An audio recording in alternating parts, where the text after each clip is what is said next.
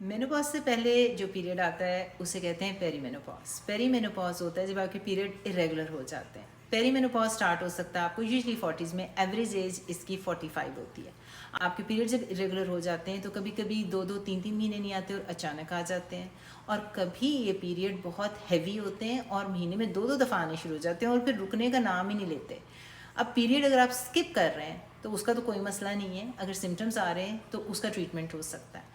लेकिन अगर पीरियड बहुत हैवी हो रहे हैं तो आपका ब्लड लॉस होता जाएगा, फिटीग हो जाएंगे, आपको एग्जॉशन हो जाएगी, क्योंकि अगर आपका हीमोग्लोबिन बहुत कम हो गया तो ब्लड ट्रांसफ्यूजन होगी या आपको इमरजेंसी के चक्कर लगाने पड़ेंगे।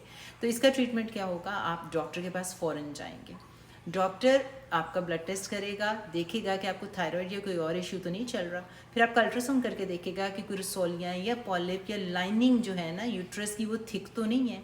अगर वो थिक है तो उसको बायोप्सी करनी पड़ेगी या अंदर से सफाई करके देखना पड़ेगा to rule out uterine cancer, के बच्चेदानी का कैंसर तो नहीं है। जब ये तमाम चीज़ें वो रूल आउट कर लेगा तो वो फिर आपको बताएगा कि आपको पेरीमेनोपॉज हो गया। डॉक्टर ने आपको बता दिया कि आपको सिर्फ पेरीमेनोपॉज है, क्योंकि पेरीमेनोपॉज का कोई ब्लड टेस्ट ऐसा नहीं है, सिर्फ हिस्ट्री से ही वो आपको बताएंगे।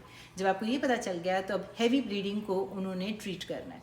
हैवी ब्लीडिंग के लिए मैंने आपको बताया कि बर्थ कंट्रोल पे डाल सकते हैं। वो बर्थ कंट्रोल यूजली एस्ट्रोजन और प्रोजेस्ट्रॉन वाली होती है, उससे आपकी ब्लीडिंग को कंट्रोल कर लेंगे। या खाली प्रोवेरा या प्रोजेस्ट्रॉन पे डाल देंगे, उससे भी ब्लीडिंग कंट्रोल हो सकती है। या ब्लीडिंग को कंट्रोल करने के लिए ट्रांसएमिक टैबलेट होती हैं जो कि आपके 5 दिन का कोर्स होता है, वो दे देंगे। वो सिर्फ टेम्प्रेरी रिलीफ होगा कि आपका ब्लीडिंग ज़रा कम हो जाए। उसके बाद फिर आपको एक और चीज़ वो ऑफ़र कर सकते हैं, मरेना। मरेना जो होता है प्रोजेस्ट्रॉन लूप होता है जो कि आपके यूट्रस बच्चेदानी के अंदर डाल देते हैं, उससे हैवी ब्लीडिंग जो है वो रुक जाती है। टाइम लगेगा, उसको 5-6 महीने लग जाते हैं काम करते करते कि वो ब्लीडिंग को कंट्रोल कर सके, लेकिन लॉन्ग टर्म में पीरियड आहिस्ता आहिस्ता कम हो जाएंगे और इवेंचुअली ख़त्म हो जाएंगे, आपका मसला हल हो जाएगा। एक चीज़ होती है नोवाश्योर अब्लेशन, वो अंदर जाके बच्चेदानी की पूरी लाइनिंग जला देते हैं। जब लाइनिंग ही जल जाएगी तो पीरियड नहीं होंगे, आपकी जो हैवी ब्लीडिंग हो रही थी वो रुक जाएगी।